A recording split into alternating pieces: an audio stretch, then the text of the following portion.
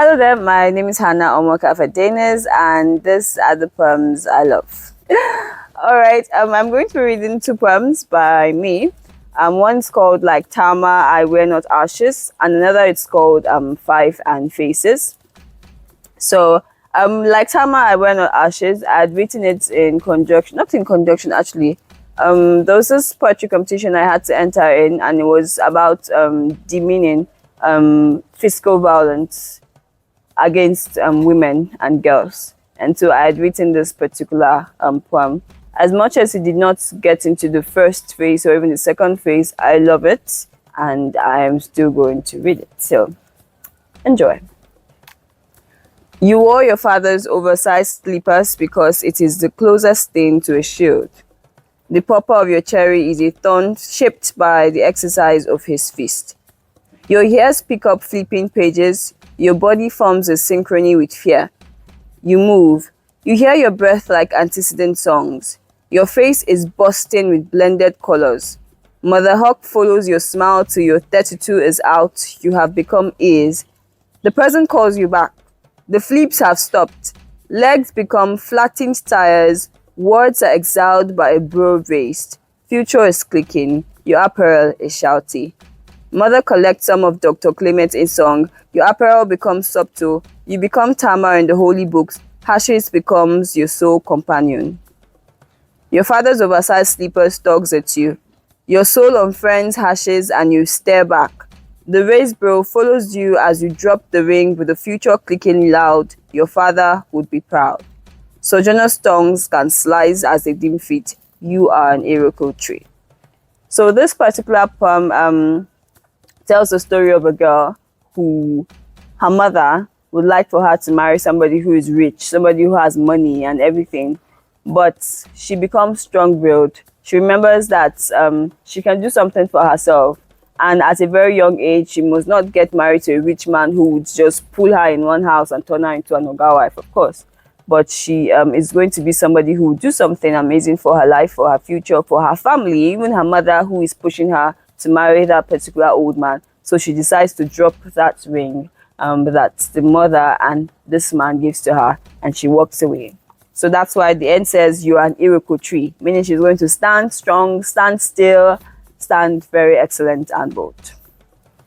So I'm going to move on to the second poem, Five and Faces. I had written this poem one day while I and my friends, Praise and Matthew Daniel, were walking along the school's pathway. I went to Ahmadu Bello University, Zaria. So while we were walking, we're just discussing about issues, about life, about our experiences. And this poem was born out of that conversation. Five and Faces. Conversation of two silhouette figures, of no blurry moments and clarity, realization of difference. Blurry moments of brother and choking cave, of drags and throwing heads, of waves and happy songs. My name in his tiny mouth, of teething and clinching death. Hello, sadness. Teenagehood, of traumas and reactions, of emotions and tightening ropes, of screaming matches with mother, of trying to hold on to running waters.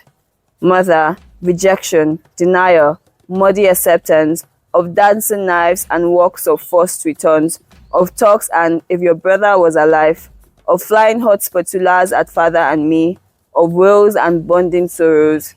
Hi, I'm a little joy, adulthood of laughter and tears, with bold Mr. Fear's head raised high and the not so funny jokes of Mr. Future, chasing away Mr. Fear's head in nights of moonlit stars and night. So this particular poem was born out of my childhood, was born out of family, was born out of what the future is going to be. You know, sometimes we're so scared. We wake up with a certain fear of, okay, in the next 5 years, the next 3 years, the next 2 years, what am I going to be? Where am I going to be at? What am I going to be doing with my life? You know, sometimes you want to compare it with later and you want to compare it with now or what is going to happen. So you're lost. You're lost. The beginning started with you having conversations and the end with people, and then at the end you have conversations with yourself like, okay, I think we can decide to push Mr. Fear at some point away and just embrace whatever goodness that the future is going to bring. So I'm going to be reading the next poem by my friend Praise Ademola. She is a poet, and she's also a multidimensional artist. So she does storytelling in several dimensions, painting, and what have you. So if I don't read this poem by her, she's going to break my heart. So so I'm going to be reading this poem. It's called The Simple Love Wish by Jola Praise Ademola. So this is how it goes. I know Jesus is writing our love story in my single nights of pillowed prayers, when my heart is filled with flowing nows of passion for my missing bone. I imagine your arms wide enough to gather our purposeful seed, close to your drumming heart, your prickly chin tickling my temple, drinking me in with your senses as every tune of your being affirms in unison Abba's perfect gift.